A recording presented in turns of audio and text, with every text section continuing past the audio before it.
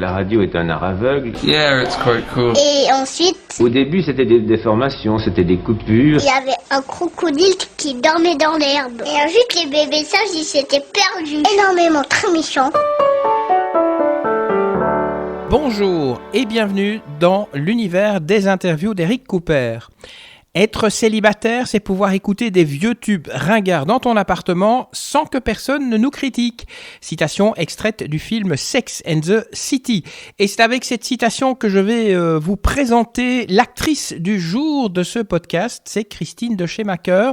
Elle est coach en bien-être amoureux et aujourd'hui elle va nous parler de célibat parce que c'est vrai, on en parle beaucoup de la vie de couple, de l'amour, mais le célibat c'est une réalité. Alors quelle approche a-t-on aujourd'hui de cette vie en solo?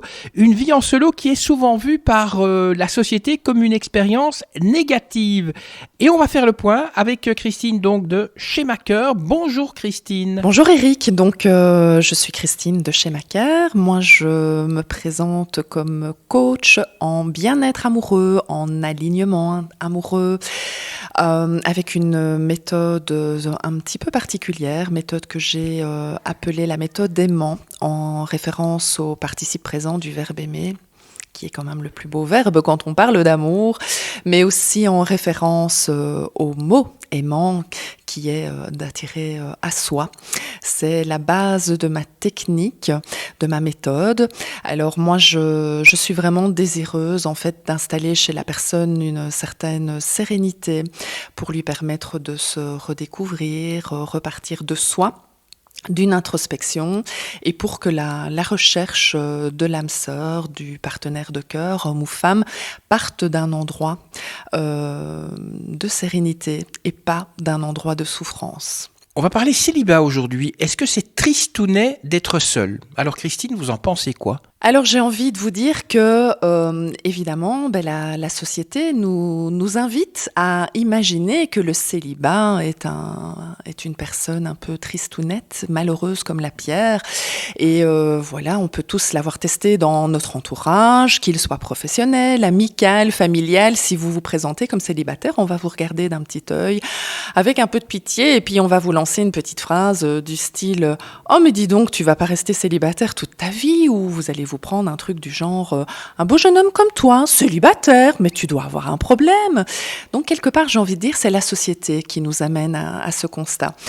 Moi, personnellement, je pense qu'il faut démystifier cette image du célibataire profondément malheureux. Je pense qu'aujourd'hui, il y a clairement des célibataires qui s'assument et qui, justement, revendiquent ce mode de vie en solo.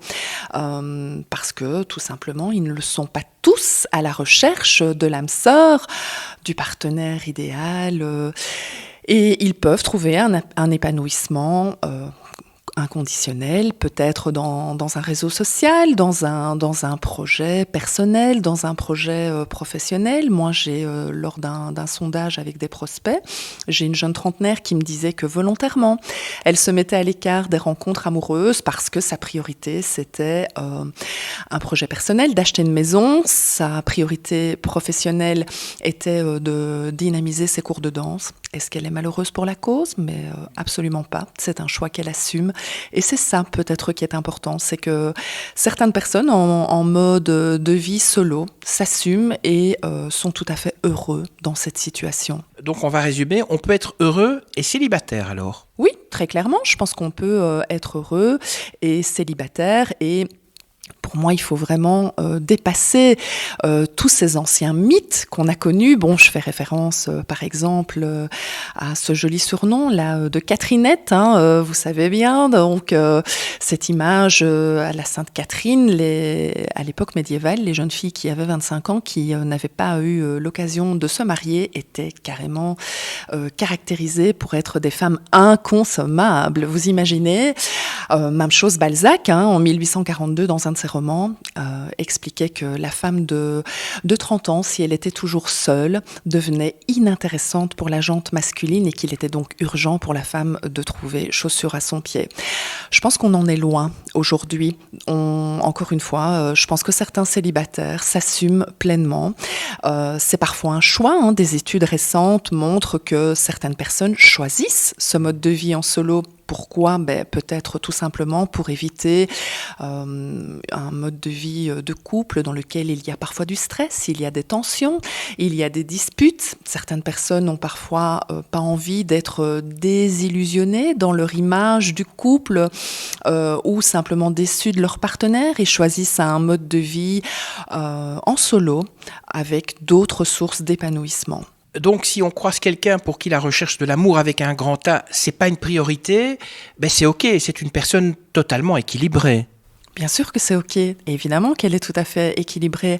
Maintenant, soyons clairs, certaines personnes vivent très très bien leur célibat, d'autres évidemment nettement moins. Mais un célibataire, on va parler un petit peu de l'intimité d'un célibataire. Son intimité, s'il est célibataire, ça part dans tous les sens alors, non ? Oui, peut-être, ou ça part justement dans rien du tout. Voilà, encore une fois, c'est le choix de la personne. Donc là, j'ai pas vraiment de réponse par rapport à ça, mais on pourrait évidemment, et je vous vois venir, Eric, avec le cliché du célibataire qui multiplie les conquêtes. Et s'il est célibataire, finalement, c'est de sa faute parce qu'il n'arrive pas à se stabiliser. Oui, probablement, ou peut-être pas. Encore une fois, ça dépend d'une personne à l'autre, et c'est peut-être ce que la société nous invite à véhiculer, mais on est tous acteurs de sa vie, et c'est ça l'important. Donc c'est un peu la société qui fait pression pour qu'on se mette en couple. Comment faire justement pour faire baisser cette pression quand on est célibataire ? Je pense tout simplement qu'il faut s'accepter quand on est célibataire, être en accord avec ça, et ça passe par un travail sur soi, tout simplement. Moi, j'ai envie de dire que la base de tout, c'est l'amour de soi. C'est d'abord la rencontre de vous à vous, de soi à soi, la redécouverte de la belle personne qu'on est, arriver à s'aimer de manière inconditionnelle, soi. Et quand on arrive à ça, à s'accepter dans cette forme de mode de vie en solo, ce célibat, eh bien, ça aide évidemment à vivre la situation plus sereinement. Et puis, si la personne est désireuse, évidemment, de s'ouvrir à l'autre, quand on est en accord avec soi-même, quand on est au clair avec soi-même, quand on s'aime soi-même, ça va évidemment aider. Quand on est en couple, qu'on rentre le soir chez soi, on peut un peu parler donc à son compagnon ou à sa compagne de ses problèmes et elle peut vous aider, ça aide à s'épanouir. Mais en tant que célibataire, est-ce qu'on peut s'épanouir aussi ? Et si oui, comment ? Mais tout simplement en développant des alternatives. La personne qui vit seule, elle va probablement s'investir plus dans une sphère sociale et donc partager davantage d'activités avec un réseau d'amis.